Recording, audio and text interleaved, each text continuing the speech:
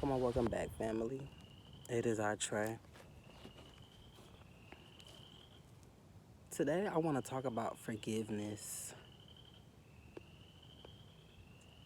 forgiving past aspects of yourself.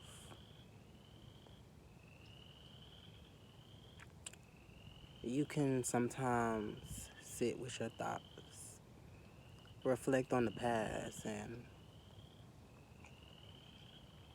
sometimes kind of feel shameful, kind of feel dull and split inside, feeling heavily disconnected from yourself because you have this shame and guilt and resentment of past aspects of yourself. I realize when you shift your perception of it all, it means nothing. So my nose is kind of like stopped up a bit, so bear with me. It's only a memory. It's only a dream that you attached emotions, energy to, keeping it alive within your being, heavily attached to the past and focusing on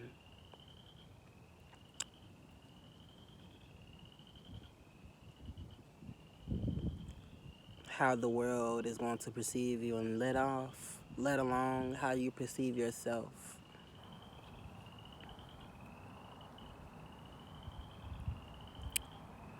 But it only hinders your ability to grow. It only hinders your ability to excel, ascend past these two-dimensional, third-dimensional realms.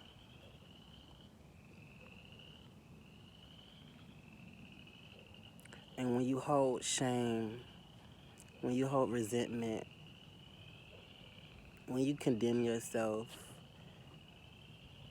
you are in this dense state of being, very dense, and it only hinders your ability to experience. By shifting your perception of it all,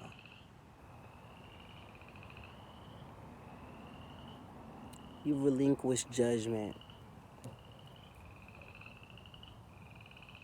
You forgive yourself so you forgive all that is.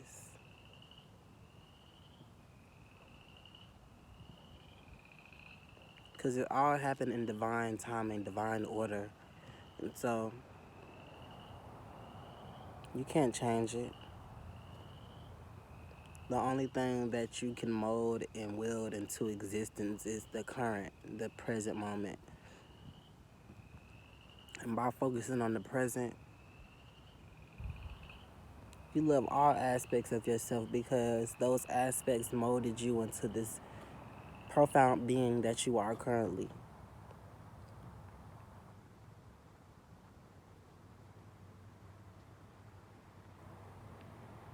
Profound, divine, connecting you with this divine essence within your being.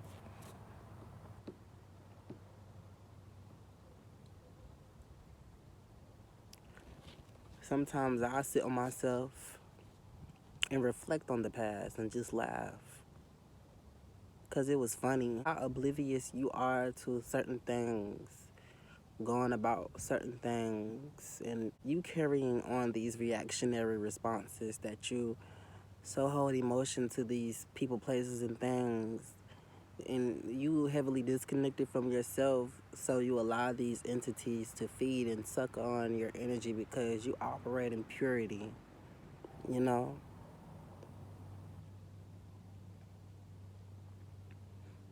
A lot of us find ourselves in, you know, points in time where we surrounded ourselves with these people, places, and things, and we were heavily fixated in trying to control things, trying to uphold our pride and ego and protect ourselves, control certain things, micromanage certain things when it was all out of your control. This takes me to this Janae Eco um, verse. And she said, but it's really out of my control. The way you feel is not my problem. And it's so true. The way the world perceives you it's out of your control. There's no need to, you know, happily fixate trying to control people's perceptions of you. Let alone you want to control everybody else's perception of you, and you have this dense perception of your own reality disconnecting you from love.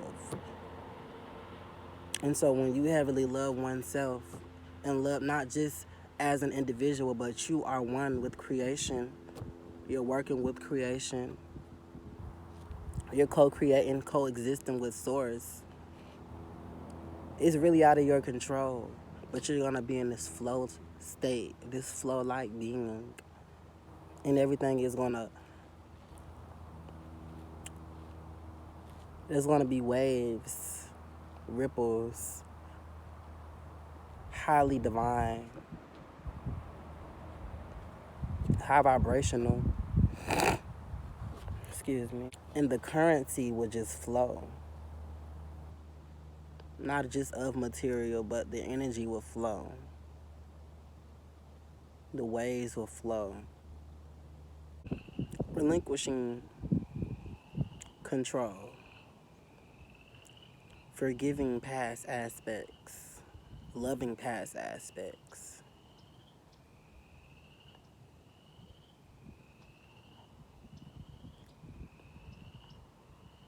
You know, what's so funny though? I found myself, not just me, but I know the collective,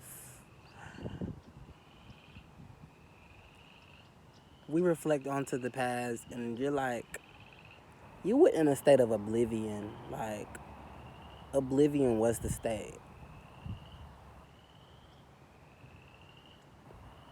Sometimes I'm like, how did I even get here? Like, you know what I'm saying? Like, just to be funny, how did I even get here? And what happened? What happened really? Like, it's all like, and you know, sometimes I can get heavily detached and I don't remember nothing. Sometimes I try to forget and just live today like, you know, I'm just born again. This rising was my date of birth because yesterday, the past, I had to shed off the past. You know, I rested my being, and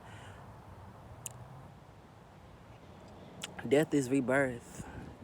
And so every day is a new a new rising. You know, a even divinely profound version of myself is reborn, and I can experience this day like this is my first day of birth. You know what I'm saying?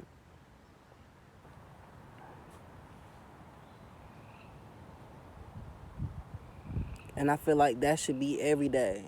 When you're in this state of love, because I feel like love is an infinite source.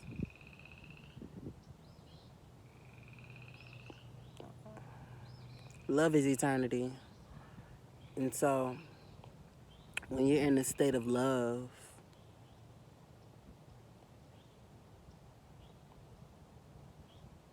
when you're in a state of bliss, when you're in a state of gratitude,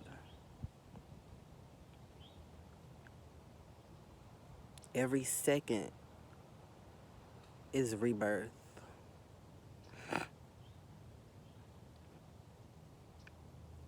Every form of creation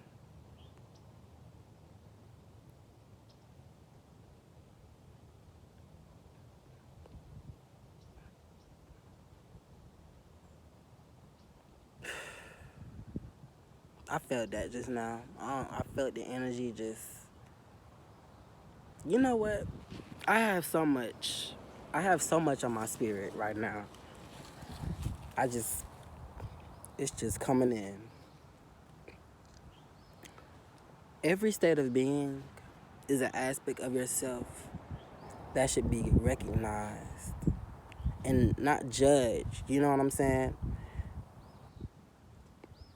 We live in this individualistic way where, there's separation, there's division.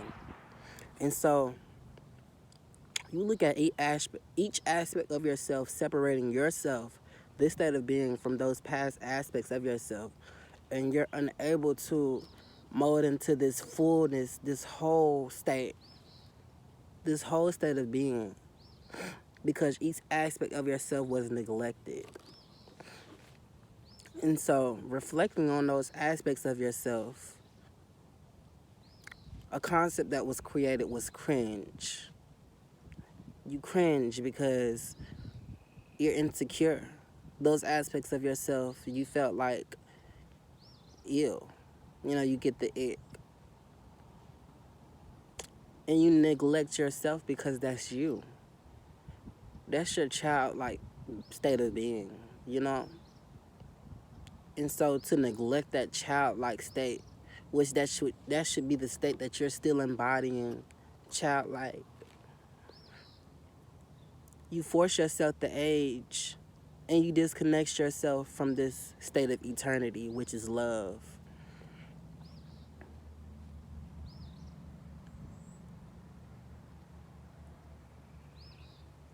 And so aging starts to happen.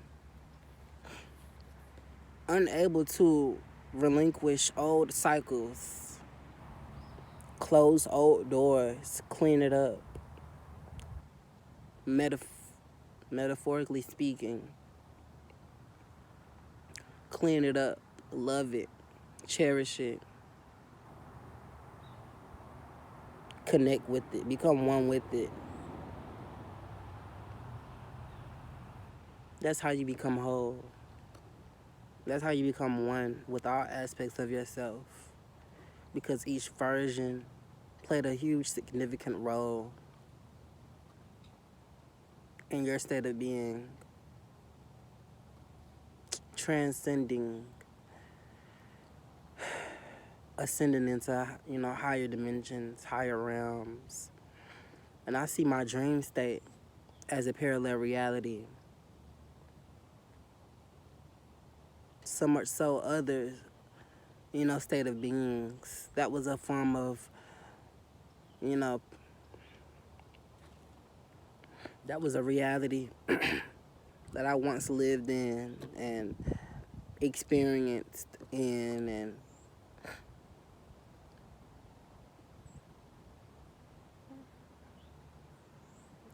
there was life happening. And so acknowledging the fact that life will continue to happen, that all is eternity,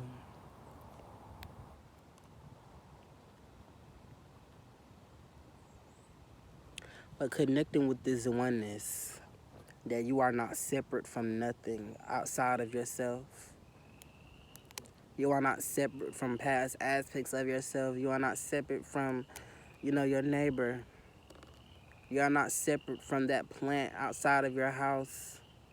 You're not separate from the trees that are in this state of being of stillness, which I see as bliss.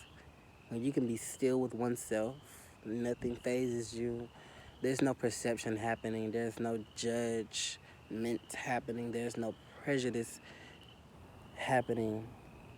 That's a state of bliss. That's a state of contentment. That's wholeness.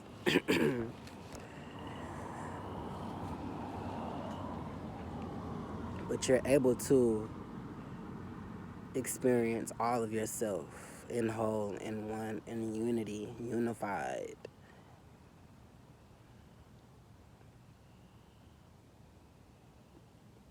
Collectively, we ascend into eternity.